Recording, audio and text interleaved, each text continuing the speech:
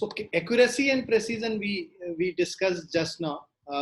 The value, the true value, which is let's say 5 centimeter, and let's say our first measurement is 4.9. So the difference here 0.1. So because it is more nearer to the true value, this is more accurate measurement. And because here the decimal places, we have a more number of decimal places, so the measurement here is more precise. So the precision is high in this case. So difference in the true value and the measured value of a quantity is called the error of measurement. So we have already seen. So error निकालने के लिए हम लोग क्या करेंगे, true value से measured value को subtract कर लेंगे. जैसे यहाँ 5 सेंटीमीटर से 4.9 सेंटीमीटर को subtract कर लेंगे तो हम लोगों को error निकल के आ जाएगा 0.1. There are 3 types of errors. The errors in measurement can be broadly classified as: first is systematic error, second is random error, and the third is gross error. ये 3 तरीके के errors हैं. अब systematic error क्या होता है?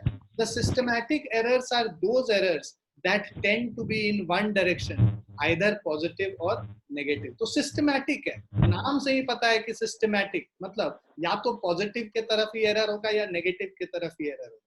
मतलब हर बार जब मेजरमेंट करेंगे तो हम लोगों का एरर एक सिस्टमैटिक वे में ही शो करेगा वो measurement. So systematic errors are those which occurs according to the definite pattern. एक पैटर्न के हिसाब से वो सिस्टमैटिक एरर मेजर होता है, right? These errors affect the measurement alike, that is in the same way. जितने बारी भी मेजरमेंट करोगे तुमको सेम वे में वो डिफरेंस दिखेगा मेजर्ड वैल्यू और ट्रू वैल्यू के बीच. The cause of systematic errors are known, therefore such errors can be minimized. और because ये systematic error है तो इसका cause भी पता होगा. जब तुमको ये पता चल जाएगा किस पैटर्न से ये चेंज, मतलब जो वैल्यू है किस पैटर्न में एरर अकर कर रहा है, तो आप उसको रिमूव भी कर सकते हो. आपको कॉज भी पता चल जाएगा उसका. तो systematic errors can be remove. Some of the sources of systematic errors are. तो कैसे सिस्टमैटिक एरर मिलता है हम लोगों को? पहला इंस्ट्रूमेंटल एरर है ना, हमारे इंस्ट्रूमेंट में ही फॉल्ट है. So that arises from the error due to imperfect design और calibration of the measuring instrument. Zero error in the instrument. मान लो जहां पे जीरो होना चाहिए, जीरो की जगह वो हमेशा 0.2 मेजर करके बताता है. और जब भी आप मेजर करोगे तो आपको क्या मिलेगा? 0.2 वैल्यू ज्यादा मिलेगा ट्रू वैल्यू से. तो इसका मतलब कि जब भी आपको ये पता है कि हर मेजरमेंट में 0.2 का डिफरेंस आता है, तो आपको जो वैल्यू मेजर्ड वैल्यू आया उसमें 0.2 सब्ट्रैक्ट कर देंगे तो हमको एक्चुअल वैल्यू मिल जाएगा. तो उसको रिमूव भी किया जा सकता है. तो ये है इंस्ट्रूमेंटल एरर. दूसरा है सिस्टमैटिक एरर का reason imperfection in experimental technique और प्रोसीजर. हमारे प्रोसीजर में कुछ ऐसा गड़बड़ी है जो हम कैलकुलेशंस कर रहे हैं लेट्स से फाइनली, या फिर जो टेक्निक यूज कर रहे हैं वो एक फिक्स्ड जो है डिफरेंस लाके हम लोग को ट्रू वैल्यू से देता है. तो उसके वजह से भी सिस्टमैटिक एरर मिलेगा.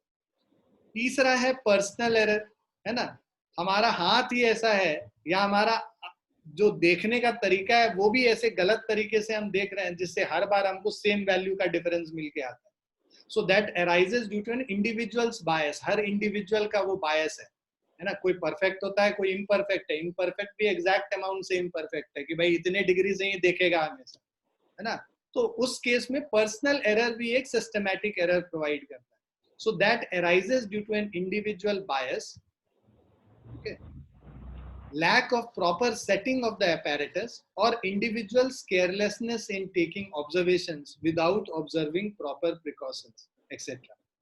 Now, systematic errors can be minimized by improving experimental techniques, selecting better instrument, and removing personal bias as far as possible. तो systematic errors को minimize कैसे किया जा सकता है? एक्सपेरिमेंटल टेक्निक को इम्प्रूव कर देंगे जिससे ये जो इम्परफेक्शन की वजह से आ रहा था वो चला जाए. बेटर इंस्ट्रूमेंट हम सेलेक्ट करें जिसमें जीरो एरर ना हो. तीसरा, रिमूविंग पर्सनल बायस. जो हमारा पर्सनल बायस है मेजरमेंट के समय उसको भी अगर हम रिमूव कर सकें, इन सब से सिस्टमैटिक एरर्स रिमूव हो सकता है. अब दूसरे तरीके का एरर जो हम लोग बात कर रहे थे, तो सिस्टमैटिक एरर पहला हो गया और दूसरा है रैंडम एरर. रैंडम एरर क्या है? Those errors which occur irregularly and hence are random with respect to sign and size. Irregularly expect, कभी पॉजिटिव आ जाएगा, कभी नेगेटिव आ जाएगा, वैल्यू भी कभी 0.1 पॉजिटिव, कभी 0.9 नेगेटिव आ गया, तो वैल्यू भी चेंज करेगा, साइन भी चेंज करेगा एरर का. These can arise due to random and unpredictable fluctuations in experimental conditions.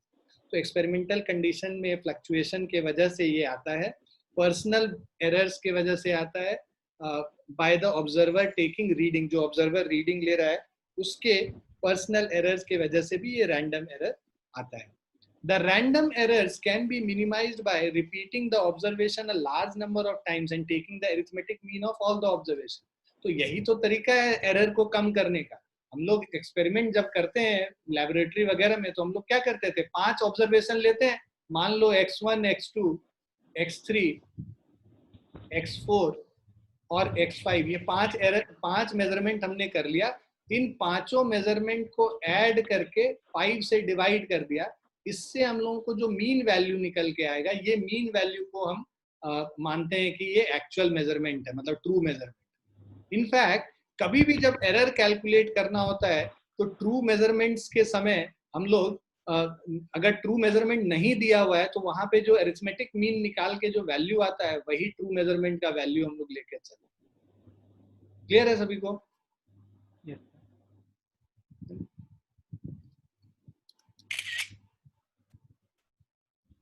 Gross errors. So these errors arise on account of sheer carelessness of the observer.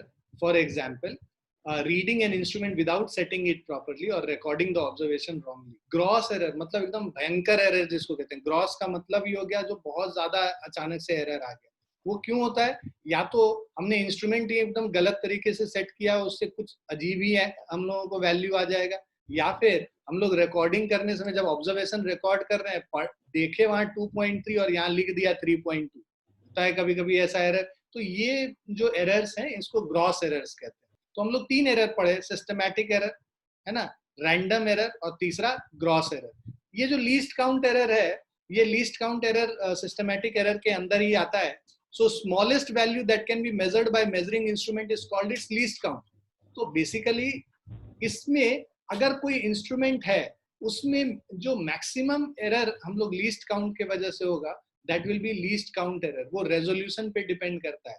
मान लो तुम अगर जैसे हम लोग मीटर स्केल है उसमें जो मिनिमम मेजरमेंट हम लोग कर सकते हैं 1 mm का मेजरमेंट कर सकते हैं. तो जो भी मेजरमेंट हम करके आएंगे, मान लो 4.5 सेंटीमीटर हम लोग मेजर करते हैं, तो इसको हम लोग क्या कहते हैं, 4.5 प्लस माइनस 0.1. तो ये जो प्लस माइनस 0.1 है ये किसके वजह से आया, लीस्ट काउंट के वजह से आया. तो जब हम रिप्रेजेंट करते हैं तो ये बोलते हैं कि या तो 4.5 से 0.1 ज्यादा होगा या 0.1 कम होगा.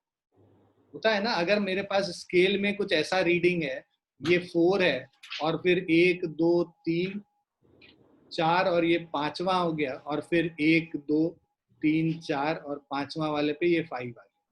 हमने कोई चीज को मेजर किया है इस स्केल से, ये क्या है 4.5 और 4.6 के बीच में कहीं ये है, मतलब जो पॉइंट हम लोगों ने मेजर करना है जो लेंथ वो यहाँ पे आ रहा है. ठीक है, तो ये ना तो 4.5 पे है ना 4.6 पे है, तो हम लोग इसको क्या लिख देंगे 4.5 प्लस माइनस 0.1. मतलब मैक्सिमम क्या हो सकता है, ये 4.4 तक हो सकता है ना. और उसके अलावा जो मिनिमम 4.4 तक हो सकता है और मैक्सिमम 4.6 तक ये वैल्यू हो सकता है.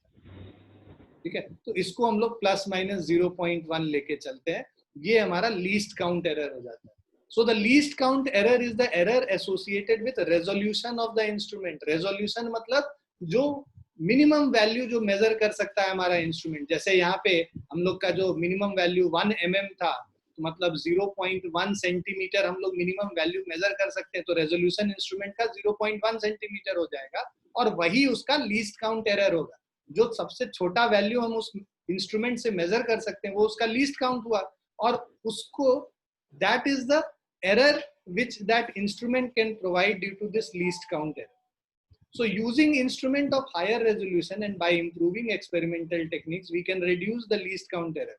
तो अगर हम लोग को लीस्ट काउंट एरर को कम करना है तो हम लोग मीटर स्केल के जगह वर्नियर कैलिपर यूज कर लेंगे। जब वर्नियर कैलिपर यूज करते हैं तो हमारा लीस्ट काउंट एरर 0.1 mm हो जाता है 1 mm की जगह। और यही अगर स्क्रू गेज यूज करते हैं तो कल हम लोगों ने देखा था इसका लीस्ट काउंट एरर 0.01 mm तक हो जाता है। ठीक है, तो हम लोग अलग एक्सपेरिमेंटल टेक्निक को यूज कर लें या इंस्ट्रूमेंट को यूज कर लें जिसका हाई रेजोल्यूशन है, उससे हम लोग रिड्यूस कर सकते हैं लीस्ट काउंट एरर। क्लियर बच्चों? Yes sir.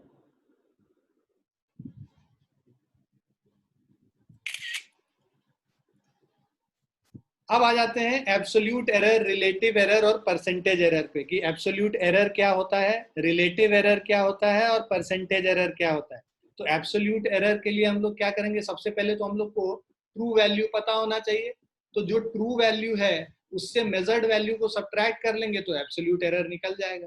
अगर हमारे पास ट्रू वैल्यू नहीं है तो हम लोग पहले ट्रू वैल्यू निकालते हैं। उसको निकालने के लिए हम लोग क्या करते हैं, हम लोग n ऑब्जर्वेशंस, मान लो n मेजरमेंट हमने किया है और हर मेजरमेंट में जो हमारा रीडिंग है वो A1, A2, A3, AN ऐसे करके अलग अलग रीडिंग आया। अब इन रीडिंग्स का हम एरिथमेटिक मीन निकाल लेते हैं। तो इन रीडिंग का जो एरिथमेटिक मीन निकला, A mean, this is A1 plus A2 plus A3 up to AN divided by n।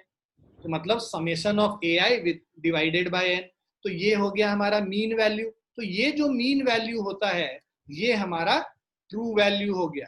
इसी को हम ट्रू वैल्यू मान लेते हैं क्योंकि हमारे पास कोई ट्रू वैल्यू है नहीं। भाई सही बात भी है, अगर तुमको मेजर्ड वैल्यू है ही तो तुम मेजर करने क्यों जाओगे? भाई तुमको इस पेन का लेंथ तुमको पहले से पता है तो मेजरमेंट का फायदा क्या? जब पहले से पता है लिख देंगे उसको। मेजरमेंट तो तब करते हैं जब वैल्यू नहीं पता है। तो वैल्यू नहीं पता है तो अब जब वैल्यू ही नहीं पता है तो हर मेजरमेंट में कितना एरर आया ये भी नहीं पता है। तो इसके लिए हम लोगों ने क्या किया, इसको n टाइम्स, मान लो 5 बार, 10 बार, 15 बार हमने इसका लेंथ मेजर किया, अलग अलग बार मेजर करके उसको नोट डाउन किया। और हर मेजरमेंट में जो नोट डाउन किया, मान लो पहली बार A1 आया, दूसरे बार A2 आया इसका लेंथ, तीसरे बार A3 आया और nth टाइम AN आ गया इसका वैल्यू। अब इसका अगर हम लोग मीन निकालेंगे तो इन सब को ऐड कर देंगे और n से डिवाइड कर देंगे। तो इसको करने से हम लोग को इसका ट्रू वैल्यू मिल गया। ट्रू वैल्यू कैसे मिला ये समझ में आ गया, और हम लोग अरिथमेटिक मीन क्यों निकाल रहे हैं ये भी समझ में आ गया। Yes sir. अब जब ट्रू वैल्यू मिल गया हम लोगों को, तो अब उस ट्रू वैल्यू से, मतलब जो हमारा मीन वैल्यू निकल के आया ये ट्रू वैल्यू है, इससे हर मेजरमेंट को सब्ट्रैक्ट करते हैं। ट्रू वैल्यू माइनस A1, तो इससे पहले वाले मेजरमेंट में जो एरर है वो निकल के आ गया डेल्टा A1। उसी तरह ट्रू वैल्यू से जब सेकंड मेजरमेंट को सब्ट्रैक्ट किए A मीन माइनस A2, तो हमको दूसरा जो एरर है डेल्टा A2 पता चल गया। उसी तरह nth मेजरमेंट में जो एरर है वो कैसे निकाला हमने, ट्रू वैल्यू से an को सब्ट्रैक्ट कर दिया। तो ये हम लोग को हर मेजरमेंट में क्या एरर है वो पता चल गया इससे। So the delta A calculated above may be positive in certain cases and negative in some other cases। भाई जो हमने मेजर किया है वो ट्रू वैल्यू से कम भी हो सकता है, ज्यादा भी हो सकता है। कम होगा तो पॉजिटिव एरर है, ज्यादा होगा तो मतलब नेगेटिव एरर है यहाँ पे, right? So delta A can be positive as well as negative, but absolute error will always be positive। तो हमने जो ये एरर निकाला इन सब का एब्सोल्यूट वैल्यू निकाल लेते हैं। मतलब कि डेल्टा A1 निकाल लिया, डेल्टा A1 का एब्सोल्यूट वैल्यू, डेल्टा A2 का एब्सोल्यूट वैल्यू, उसके बाद डेल्टा A3 का एब्सोल्यूट वैल्यू। इस तरह से अलग अलग एब्सोल्यूट वैल्यूज हमने निकाल लिए। उन एब्सोल्यूट वैल्यूज को निकालने के बाद हमारा जो पहला काम था, है ना, हम लोग को क्या क्या मेजर करना था, एब्सोल्यूट एरर मेजर करना था, रिलेटिव एरर मेजर करना था और परसेंटेज एरर मेजर करना था। तो मीन एब्सोल्यूट एरर हम लोग निकालते हैं। मीन एब्सोल्यूट एरर क्या हो गया, ये सारे एरर्स जो अलग अलग हम लोगों ने निकाले हैं उन सबको ऐड करके n से डिवाइड कर देंगे तो जो हमें निकल के आएगा इसको हम लोग मीन एब्सोल्यूट एरर कहते हैं। कंफ्यूज मत होना, जो वैल्यूज थे सारे A1 से लेके AN तक उसको डिवाइड किया तो हमें मीन वैल्यू निकला जो कि ट्रू वैल्यू है। मीन वैल्यू से हर एरर, हर मेजरमेंट को सब्ट्रैक्ट किया, उससे हम लोगों को हर मेजरमेंट में जो एरर है delta A1, delta A2, delta A3 और डेल्टा AN निकला। उन मेजरमेंट्स का जब मीन निकालते हैं तो मीन एब्सोल्यूट एरर निकलता है। एब्सोल्यूट एरर ये है, इनको n से डिवाइड कर दिया ऐड करके तो मीन एब्सोल्यूट एरर निकल गया, राइट। अब अगर हम लोग को कोई मेजरमेंट लिखना है तो वो मेजरमेंट कैसे लिखेंगे? हमारा ट्रू वैल्यू ए मीन हो गया प्लस माइनस ये जो मीन एब्सोल्यूट एरर है उसको लिखते हैं। तो all these values are written in this form, A mean plus minus delta A mean. ये हम लोगों का जो है एग्जैक्ट जो एरर है उसको शो करने का तरीका है। तो कोई भी value measurement A is given as A mean plus minus delta A mean, मतलब जो ए का वैल्यू है A mean minus delta A mean से A mean plus delta A mean के रेंज में लाई करेगा, इसी बीच में लाई करेगा। This implies that any measurement of the physical quantity A is likely to lie between A mean plus delta A mean and A mean minus delta A mean. Clear बच्चों? Yes, sir.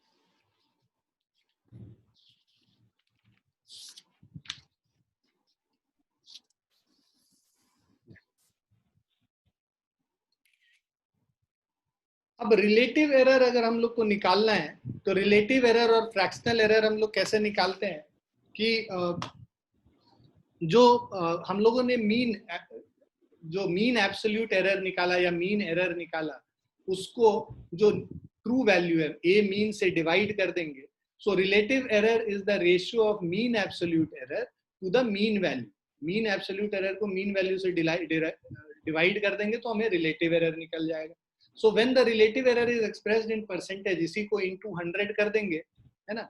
So basically relative error हो गया हमारा delta A mean divided by A mean, और यही अगर percentage error निकालना है तो delta A mean divided by A mean into 100 कर दिया तो ये हम लोगों को परसेंटेज एरर दे दिया। तो ये रिलेटिव एरर है और ये परसेंटेज एरर।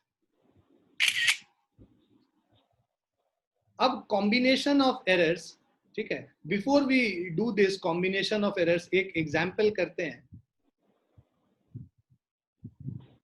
जैसे ये क्वेश्चन है, इसको करेंगे तो थोड़ा आइडिया लगेगा। भाई refractive index of water is found to have, मान लो हमने 5 मेजरमेंट किया, मतलब इतने सारे मेजरमेंट किए, 1 2 3 4 5 6 7 और 8, ये 8 टाइम्स मेजरमेंट किया। हर बारी रिफ्रैक्टिव इंडेक्स हम लोग को अलग अलग आया। हम लोग को पहले बोल रहा है मीन वैल्यू निकालने, एब्सोल्यूट एरर निकालने, रिलेटिव एरर निकालने और परसेंटेज एरर निकालने। तो देखो पहला जो एक एग्जांपल कर लेंगे तो तुम लोग को क्लियर हो जाएगा। ए मीन निकालना है तो इन सब को ऐड कर लेंगे, 1.29 प्लस 1.33, 1.34, 1.35, 1.32 है, 1.36 है, 1.30 है और 1.33 है। तो 3 3 6 और 2 8, 8 वैल्यूज है। डिवाइडेड बाय इसको हम लोग 8 से कर देंगे डिवाइड। सो इसको जब हम लोग ऐड करके 8 से डिवाइड करते हैं तो जो वैल्यू आता है ये 1.3275 आता है।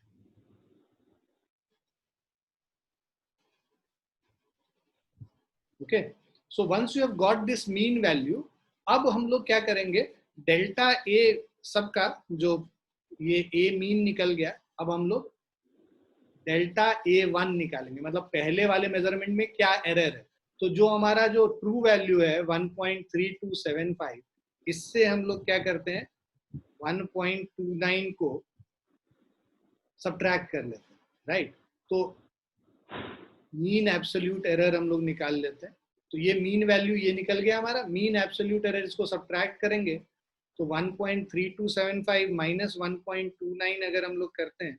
अच्छा इसमें क्या है ना कि इसको बिकॉज ये जो वैल्यूज दे रखे हैं अप टू 2 डेसिमल प्लेस ही दे रखा है, राइट। तो सिग्निफिकेंट फिगर्स अभी हम लोग पढ़ेंगे भी उसमें।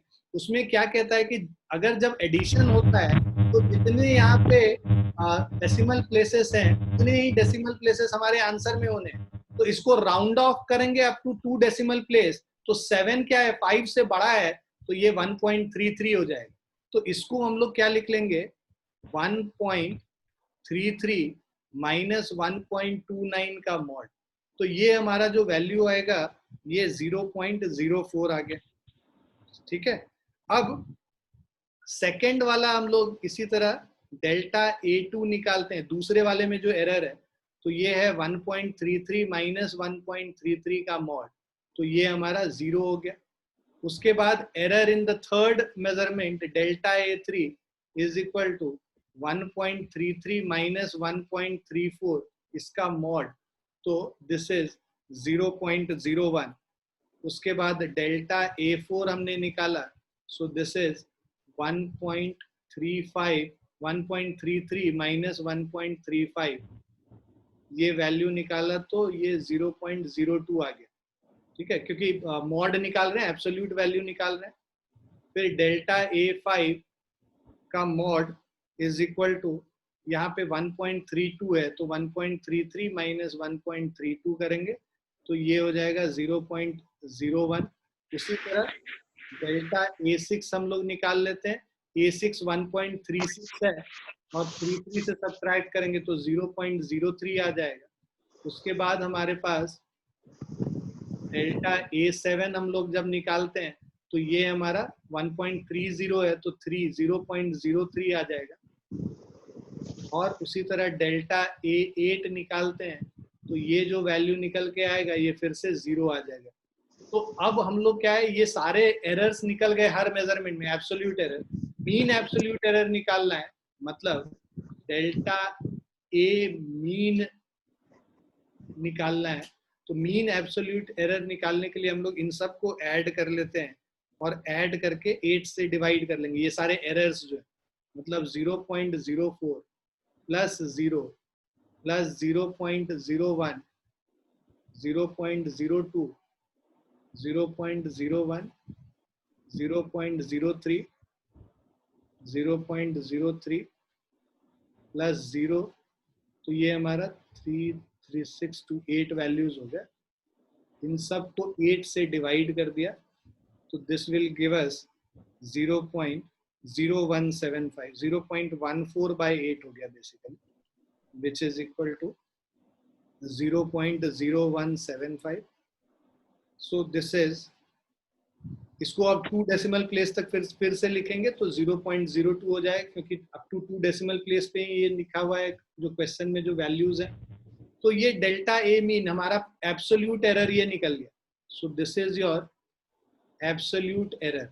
अब एब्सोल्यूट एरर निकालने के बाद अब हम लोग को निकालने बोल रहा है रिलेटिव एरर। रिलेटिव एरर क्या होता है, delta A mean divided by A mean, ये हमारा रिलेटिव एरर होगा। तो डेल्टा A मीन 0.02 है, A मीन 1.33 है, तो 0.02 बाय 1.33 करेंगे तो ये वैल्यू आ जाएगा।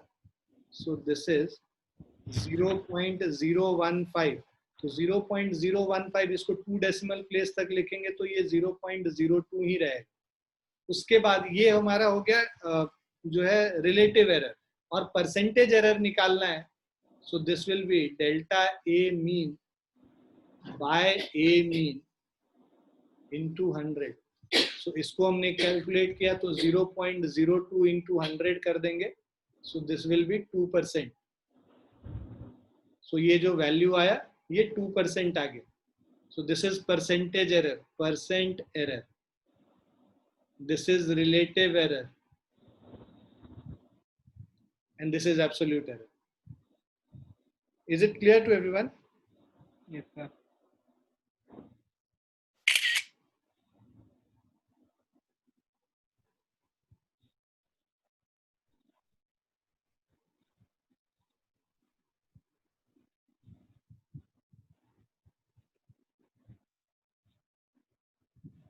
Betsy, you got late today. What happened?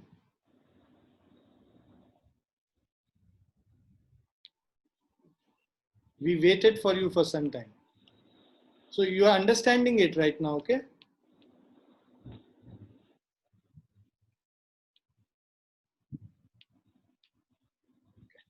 So let's go ahead. So now let's go to जो previous propagation of error हम लोग कर रहे थे, combination of errors, right? So error of sum or difference. तो जब कोई भी दो फिजिकल क्वांटिटी को आप ऐड और सब्ट्रैक्ट करते हैं तो जो एरर आता है उन दोनों का जो फिजिकल क्वांटिटी का जो एरर है, you need to add that error to find the combination of find the error of the final quantity. For example, we have two physical quantities and it is written as z is equal to a plus b.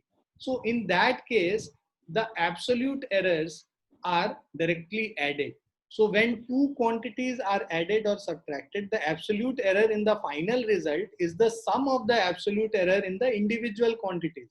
Let's say in the measurement of A, the absolute error is delta A, and in the measurement of B, the absolute error is delta B, right? So measured value क्या है? A का A plus minus delta A और B का measured value है B plus minus delta B. अब when I say that there is a physical quantity Z which is written as A plus B, so maximum value of error delta Z will be delta A plus delta B. So when you add or subtract two quantities, there you just add the absolute errors of these two quantities. So the net error here will be delta A plus delta B. In fact, अगर ये Z is equal to A minus B भी होता, यहाँ पे भी delta Z अगर हम लिखते हैं तो delta A plus of delta B ही लिखते. तो मतलब चाहे तुम ऐड करो या सब्ट्रैक्ट करो, एरर हमेशा ऐड होगा. Is it clear? Yes, sir. Okay. Second is error of product or quotient. When you have a physical quantity Z is equal to A into B या A by B, तो इन दोनों case में आप relative errors को add कर सकते हो. So in both multiplication and division, relative errors are added. So when two quantities are multiplied or divided, the relative error in the result is the sum of relative errors in the multipliers. That means delta Z will be delta Z by Z will be delta A by A plus of delta B by B in both of these cases. Is it clear to everyone? Yes.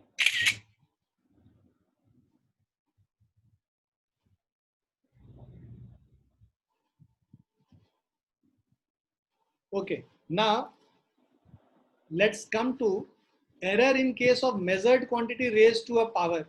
For example, we have a quantity Z which is equal to A to the power P, B to the power Q divided by C to the power R. ये हमारे पास एक physical quantity है. अब ये जो physical quantity है, इसका error अगर हम लोग को निकालना है डेल्टा Z बाय Z, तो ये क्या होगा, जो भी पावर में होता है वो आके इसके रिलेटिव एरर से मल्टीप्लाई हो जाता है. मतलब P times delta A by A plus यहाँ पे ये जो पावर है Q times delta B by B.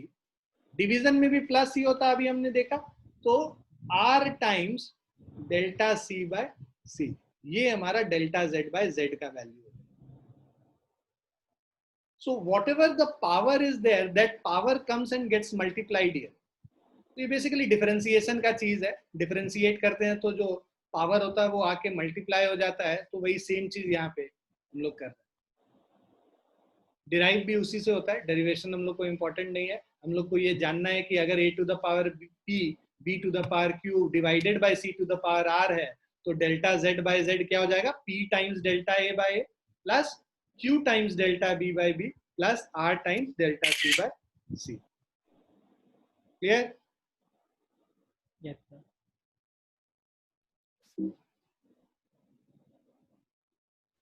ये सेम चीज है. प्रोपगेशन ऑफ एरर्स डिटेल में लिखा हुआ है. ये आप लोग मैं आप लोग के लिए ले लेता हूं, आप लोग इसको पढ़ लेना. अब कुछ क्वेश्चंस एग्जांपल्स अगर हम देखें यहाँ पे, So in experiment of two capacities measured as 1.3 plus minus 0.1 and 2.4 plus minus 0.2, पहला कैपेसिटेंस C1 का वैल्यू दे रखा है 1.3 प्लस माइनस 0.1 माइक्रोफराड। ये हमारा कैपेसिटेंस का वैल्यू है, मतलब ये एरर हो गया और ये वैल्यू ट्रू वैल्यू है। उसके बाद दूसरे कैपेसिटेंस का जो मेजरमेंट लिखा हुआ है वो 2.4 प्लस माइनस 0.2 माइक्रोफराड ये है। Calculate the total capacity of capacity in parallel and percentage error. हम लोगों को पता है दो कैपेसिटेंस को पैरेलल में कनेक्ट करते हैं तो वो क्या होता है, C1 प्लस C2 होता है ना। यहाँ पे उल्टा होता है, रेजिस्टेंस से उल्टा कैपेसिटेंस में होता है। रेजिस्टेंस में जो सीरीज में होगा, कैपेसिटेंस में पैरेलल में होगा। तो ये C1 प्लस C2 जब करेंगे तो हम लोगों ने देखा कि भाई जब ये एडिशन है, एडिशन में जो हम लोग का एब्सोल्यूट एरर है उसको बस ऐड कर देते हैं, तो हम लोग को C1 प्लस C2 करेंगे तो अब इसमें जो डेल्टा CP आएगा वो क्या होगा, delta C1 plus delta C2। अभी तुरंत हम लोगों ने देखा भाई एब्सोल्यूट एरर सीधे ऐड हो जाता है, क्योंकि एडिशन और सब्ट्रैक्शन मतलब सम और डिफरेंस में, यहाँ पे तो सम है ना दो फिजिकल क्वांटिटी का, CP C1 और C2 का सम है, तो इसका जो एब्सोल्यूट एरर है उनको बस ऐड कर देंगे। तो डेल्टा C1 0.1 है, डेल्टा C2 0.2 है, तो ये क्या हो जाएगा 0.3 हो जाएगा। और हम लोगों को जो CP का वैल्यू मिलेगा वो तो सीधे C1 प्लस C2 को ऐड कर देंगे, 1.3 प्लस 2.4 3.7 म्यू एफ हो गया। सो अब अगर हम लोगों को यहाँ पे कह रहा है total capacity in parallel with percentage error, तो टोटल कैपेसिटी लिखना पड़ेगा, तो हम लोग कैसे लिखेंगे, 3.7 प्लस माइनस 0.3 म्यू एफ, ये हमारा टोटल कैपेसिटेंस हो गया। अब इसमें हम लोग को परसेंटेज एरर अगर हम लोग को लिखना है तो percentage error is equal to delta CP upon CP into 100। So delta CP upon CP into 100 कर देते हैं, तो डेल्टा CP हमारा क्या है 0.3 अपॉन CP मतलब 3.7 इंटू 100 कर लेते हैं। सो इसको कैलकुलेट करेंगे, so you will get 30 divided by 3.7, so this is 8.1%। तो 8.1% हमारा परसेंटेज एरर होगा। तो इसको अगर इस फॉर्म में परसेंटेज एरर के फॉर्म में लिखना है तो CP के कितना हो जाएगा 3.7 प्लस माइनस 8.1%, जो कि यहाँ पे लिख के बताया हुआ है। क्लियर है बच्चों?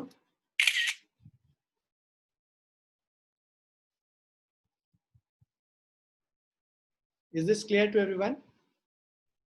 Yes, sir.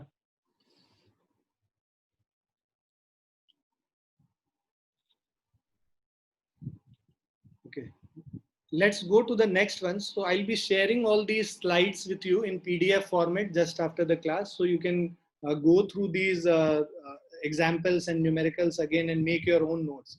हर क्लास में जितना पढ़ाई हुआ है उसका theoretical और न्यूमेरिकल नोट्स, पूरा नोट्स तैयार होना चाहिए तुम्हारा, जो कि लास्ट के 1 महीने में तुम रिवाइज करके पढ़ोगे। तो तुमको जो भी नोट्स इसमें से बनाना है ये सब तुम you can make it from the PDF which I'll be sharing after the class. I'll be sharing all these PDFs as well as the video, which is the lecture which I am giving. This is also recorded, which I am sharing on Google Classroom as well. So Google Classroom के लिए just share me your email ID. I'll add you to that. So Betsy has already shared it with me and I have added her also. आप दोनों को भेजना है, सतप्रीत और स्वप्निल, आप दोनों को भेजना है मुझे ये, जिससे मैं आप लोगों को ऐड कर दूं उस गूगल क्लासरूम में, ठीक है। सो उसमें सारे रिकॉर्डेड लेक्चर्स भी मिल जाएंगे आपको, और ये सारे लेक्चर्स जो हम लोग क्लास ले रहे हैं ये भी इसमें मिल जाएंगे। अच्छा, अब दूसरा करते हैं। यहाँ पे क्या है, अभी हम लोगों ने बोला सम वाला देखा, अब डिफरेंस वाला देखते हैं। हमारे पास the length of 2 cylinders are measured to be, हमारे पास 2 मेजरमेंट है। एक पहला सिलेंडर का लेंथ है L1 is equal to 5.62 plus minus 0.01 centimetre, दूसरा and L2 is equal to 4.34 plus minus 0.02 centimeter. So this is our length of the first cylinder and this is the length of second cylinder. Calculate difference in length with error limits. So we have to calculate the difference with error limits. So when you are finding L1 minus L2, what you do is first just differentiate these two, 5.62 minus 4.34. So if you do this 5.62 minus 4.34, you will get 1.28. So this is L1 minus L2. अब हम लोग को पता है कि जो इनके errors होते हैं, है ना, यहाँ पे पहले केस में डेल्टा L1 हमें पता है 0.01 है और जो डेल्टा L2 है दिस इज 0.02. हमें पता है जो नेट एरर होगा डेल्टा L का, this will be delta L1 plus delta L2. भाई जो एब्सोल्यूट एरर्स होते हैं चाहे सम हो चाहे डिफरेंस हो, दोनों केस में ऐड ही होता है. We have seen this. So delta L1 is 0.01 plus 0.02. When you add this, you get 0.03. So that means when you have to write the final answer, that is the difference of the two lengths, that will be L is equal to 1.28 plus minus 0.03 centimeter. So this is our value. Okay, the representation of the value. Now, if we have to write it in percentage error, so what we'll do, we'll first calculate the percentage error. So percentage error is equal to delta L upon L into 100. So delta L for us was 0.03 divided by L was 1.28 and then into 100. So we have 3 divided by 1.28. So this will be 2.34. So this is equal to 2.34. So that means the result can be written as 1.28 plus minus 2.34%. So this is how you write it. So what we saw in the previous example, we had a physical quantity which was sum of two physical quantities. And in this example, we are seeing sum of two, difference of two physical quantities. Again, there we are finding the sum of the two errors and then adding it together to find the final error. Is this clear? Yes, sir.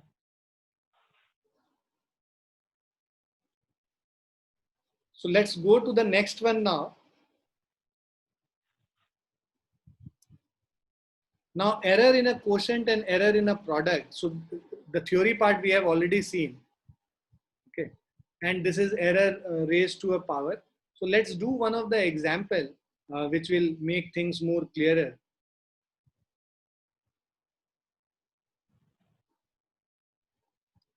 So in this one, if you see, these kind of questions are often asked in exams, NEET ke exam mein.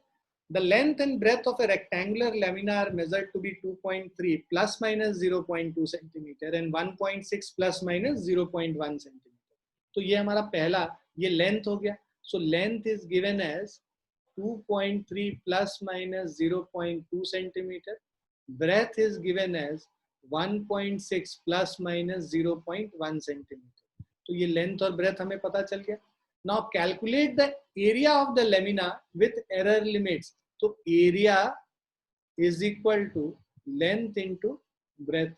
तो length into breadth करना है. हम लोगों ने देखा था कि जब multiplication होता है दो physical quantity का, तो उनके relative errors add हो जाते हैं. तो हम लोग पहले क्या करेंगे, दोनों का relative error निकाल लेते हैं और उन relative errors को add कर देंगे. तो पहले length का अगर relative error निकालेंगे, that is delta L by L. So delta L is 0.2 divided by 2.3, right? So 0.2 divided by 2.3 and then delta B upon B, if you find, that will be 0.1 divided by 1.6. So once you have got the value of delta L by L and delta B by B, we know that in product as well as quotient, what we need to do is add these relative errors. So if we have to find delta A upon A, that will be plus minus delta L by L and delta B by B. So when you add these together, you find the LCM and everything, you will get the value delta A by A as 0.55 by 3.68. Now if you have to find, तो हम लोगों को ये पता चल गया delta A upon A is equal to 0.55 divided by 3.68.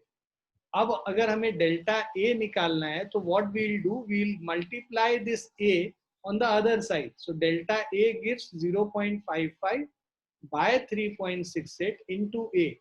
Area has already been calculated here. So if you calculate area length into breadth, this is 2.3 into 1.6, right? So 2.3 into 1.6 will give you 3.68. So this is the area, right? So you will get 0.55 divided by 3.68 into 3.68. Okay, so this 3.68 gets cancelled. So delta A is 0.55, right? So we have got the value of delta A. So how do you represent A? 3.68 plus minus 0.55 centimeters. Is this clear to everyone? Yes, sir. Okay. Now the fourth one is, this is a combination of everything basically. So basically product, division, as well as the powers. So everything comes into picture here. So when I say percentage error in determination of G is equal to 4 pi square L divided by T square. तो G जो acceleration due to gravity निकालते हैं, length of pendulum और time के जो time period के हिसाब से इस experiment से निकालते हैं. So this is the relation where we find the acceleration due to gravity, where L is the length of the simple pendulum and T is the time period here. Now it is given that the percentage error of length is plus minus 2% and percentage error of time is plus minus 3%. You have to find the percentage error of G. So when you have to find the percentage error of G, we know that the relative error of G can be found as delta G by G, okay, into 100 is equal to delta L by L into 100 plus जो power होता है उसको multiply कर लेते हैं 2 times delta T by T into 100. So delta T by T, we know it is already given. So 2 times 3% and then delta L by L is 2%. So 2 plus 2 times 3. 3 2s are 6 and plus of 2, yeah, minus nahi hoga. So 6 plus 2, this is plus minus 8%. So this is the percentage error in calculation of G. Is it clear? Yes, sir.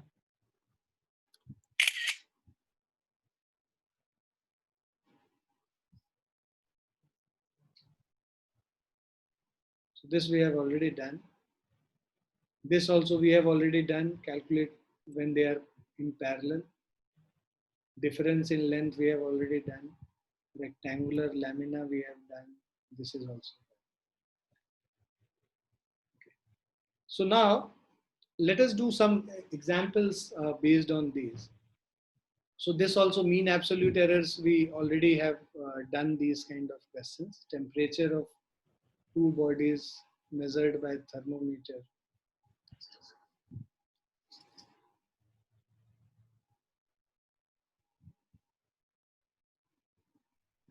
We'll start with significant figures now. So significant figures, so we have studied above that every measurement involves some errors. Therefore, it is reasonable to report the result of any measurement in such a way that indicates the accuracy and precision of measurement, right? So normally the degree of accuracy or precision is shown by the number of digits up to which the measurement is recorded. So this we have already seen. Precision के लिए तो number of digits था, accuracy भी जो error है जितना कम error होगा उतना ज़्यादा accurate data होगा. So digits that are known reliably plus the first uncertain digit are called significant figures. So the definition is also important. Try and understand. Reliably मतलब जितने digits हमको पक्का पता है और एक जो unreliable है, जैसे अगर हम लोग मीटर स्केल में मेजरमेंट करते हैं So when I say the measurement is 2.5 centimeter, right?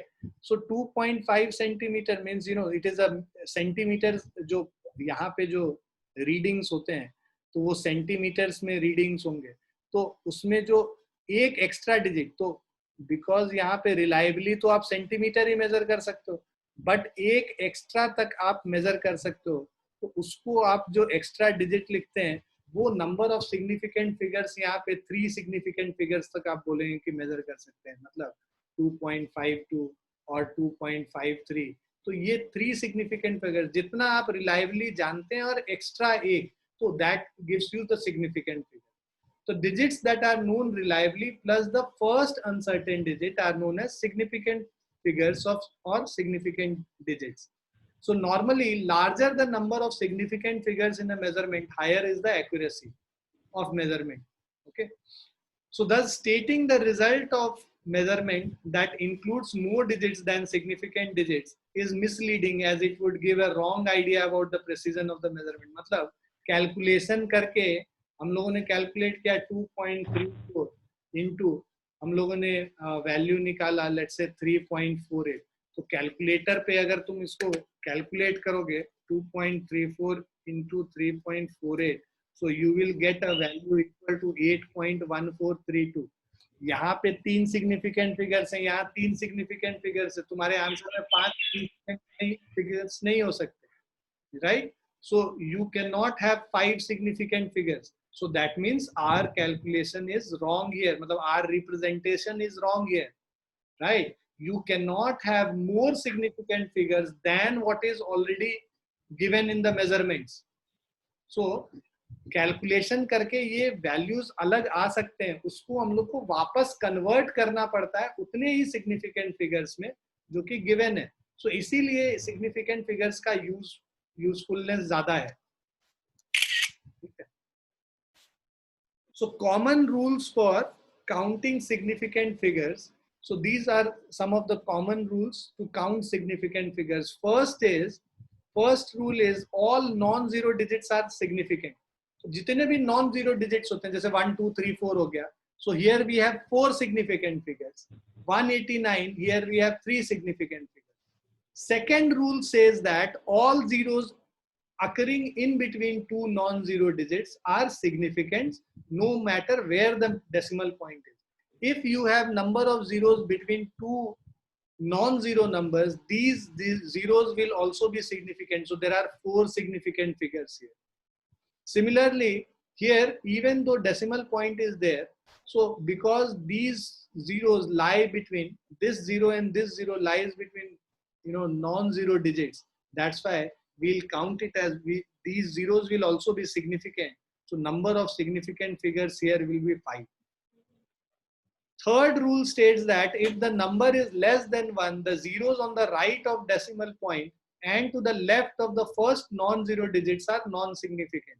That means, मतलब अगर एक number less than 1 है, मतलब decimal के form में है ना, 1 से less 0 point something अगर कुछ इस तरीके से है, तो number of zeros on the right of the decimal point and to the left of the first non-zero digits are not significant.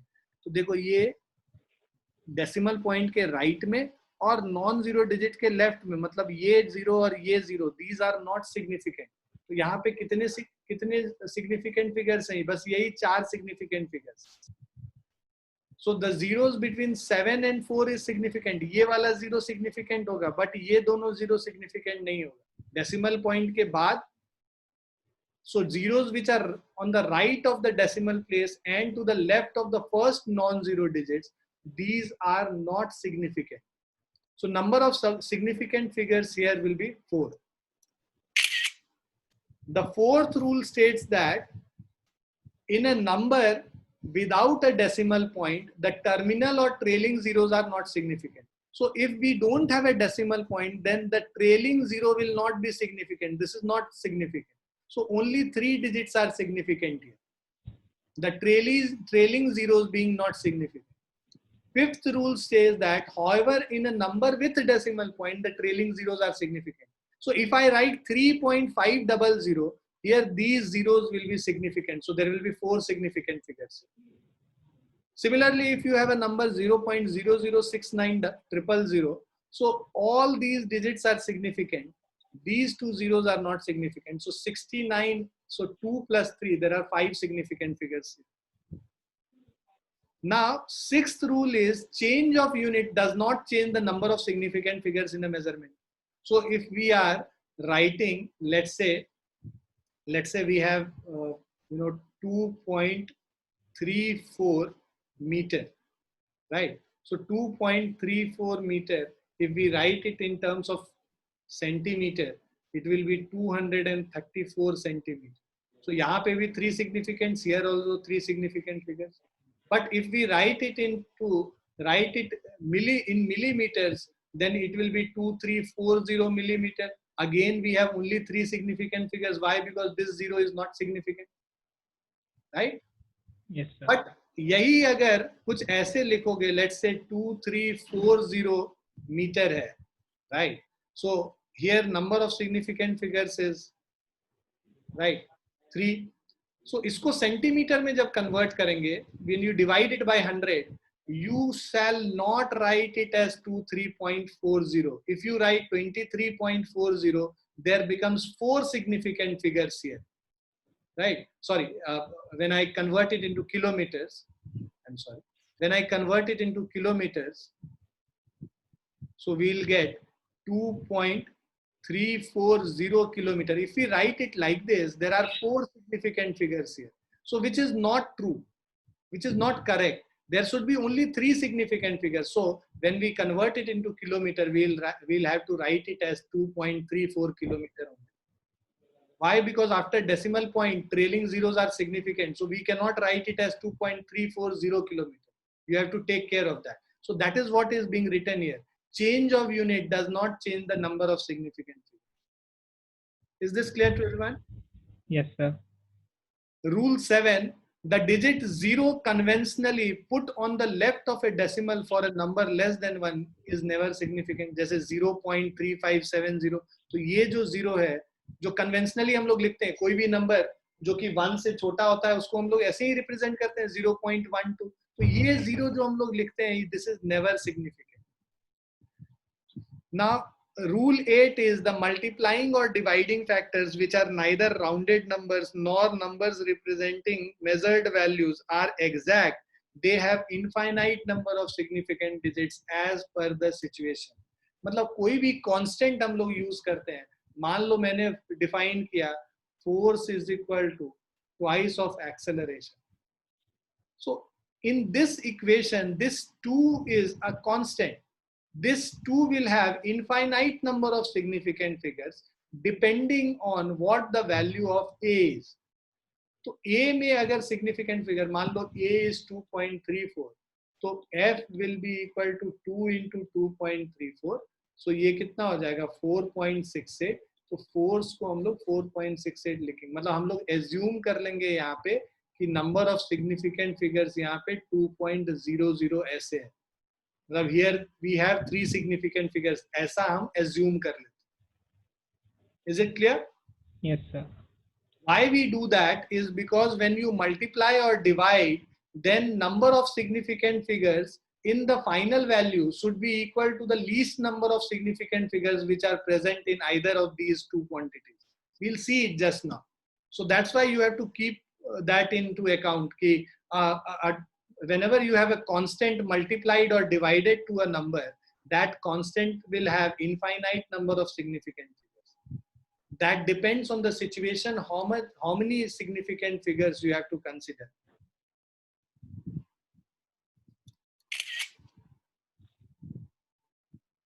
So to remove such ambiguities in determining the number of significant digits, जैसे यहाँ पे ambiguity आ गया ना, ये divide करने में, तो इनको remove करने के लिए what we do, it is always suggested to write these, calculations always in powers of 10. मतलब जो इसका scientific notation है उस form में लिखते हैं. मतलब 2.34 into 10 to the power 3. तो यहाँ पे कोई confusion ही कभी नहीं होगा. ठीक है. तो यहाँ पे हमेशा आपको significant figures 3 ही मिलेगा. तो चाहे कोई भी conversion करें. इसीलिए it is always suggested to report all the measurement in scientific notation. so that that ambiguity is being removed. Now rounding off, the result of computation with approximate numbers which contain more than one uncertain digit should be rounded off. So if we have in certain computations more than one uncertain digit, it should be rounded off. So while rounding off measurement, we use the following rules by convention. First rule is, if the digit to be dropped is less than 5, then the preceding digit is left unchanged. So if the digit to be dropped is less than 5, जैसे 7.82 में 2 को drop करना है, so we have this number given as up to 2 decimal places, and we have to write it in 1 decimal place, round off to 1 decimal place. So we'll drop this 2. This 2 is less than 5, so we'll write it without changing anything. We'll write 7.8. Similarly, 3.94 में if we have to drop 5, we'll directly write it 3.9 without changing the preceding digit. Second rule, if the digit to be dropped is more than 5 से बड़ा है, then the preceding digit is raised by 1. So let's say if we have 6.87, we have to write it up to 1 decimal place. So 7 is a number which is more than 5. So we'll write it as 6.9.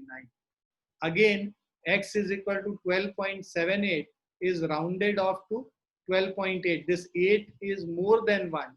So we will round it off to 12.8. Okay, 7 will increase 7 by 1. Similarly, we'll increase 8 by 1. Why? Because the digit which we are dropping is greater than 5. Third rule is, if the digit to be dropped is 5, followed by digits other than 0, then the preceding digit is raised by 1.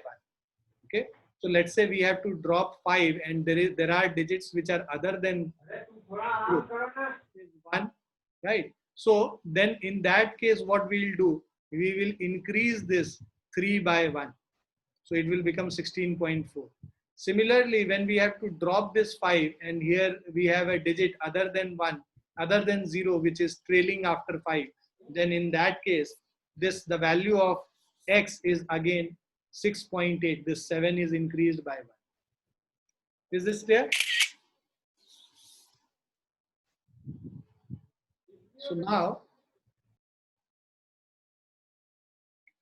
the fourth rule, if the digit to be dropped is 5 or 5 followed by zeros. So when you are dropping a digit 5 which is followed by zeros, then the preceding digit is left unchanged if it is even. So let's say we have 3.250 and you have to drop 5 here. So when you have to drop 5 and the trailing digit is 0 after 5, then in that case you will leave it unchanged. You will write it as 3.2 only. Similarly, 12.650, you have to drop 5 and this 6 is an even number, so you will leave it unchanged to 12.6. But if the digit to be dropped is 5 or 5 followed by 0, then the preceding digit is raised by 1 if it is odd.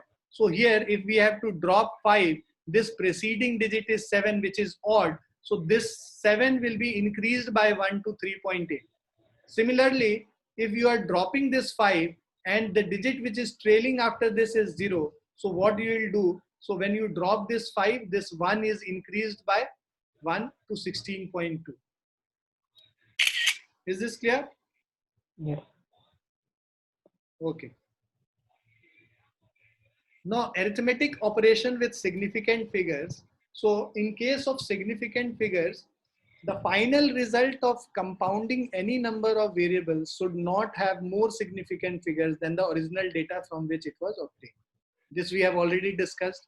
When you add or subtract two numbers, then what do you need to see? The value, the final result will have as many number of decimal places as the smallest number of decimal places present in the numbers. So if in both addition and subtraction, the final result should retain as many decimal places as there is number with the smallest number of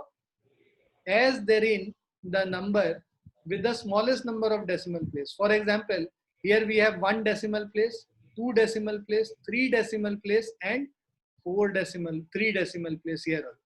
When you round it off, okay, So when you add these three, you will get 5.926. When you add these three values, you get a value equal to 5.926.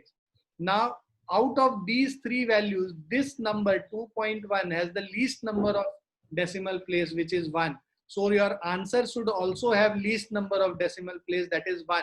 So you will have to drop this 2 because 2 is less than 5.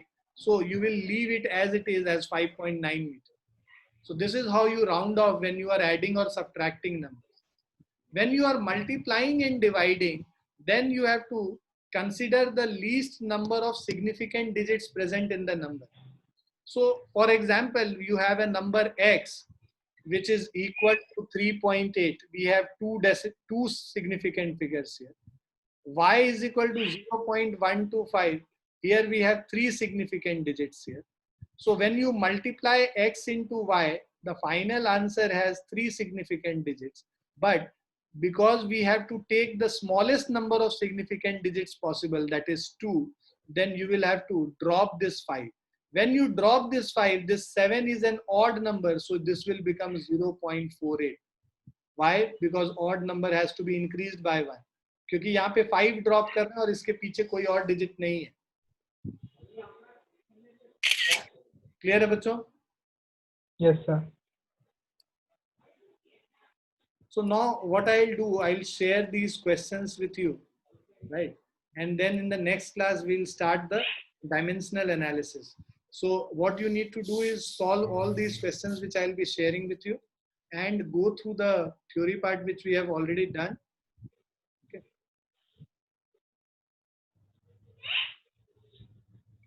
So you can go through the theory part which I have already done and do these numericals, and then we can meet up again in the next class. So next class will be again on Monday now, because we have classes from Monday to Thursday, 4 days a week. And the next class you will be joining us on Monday morning. Okay? Okay, sir. So bye and take care, everyone. Thank you, sir.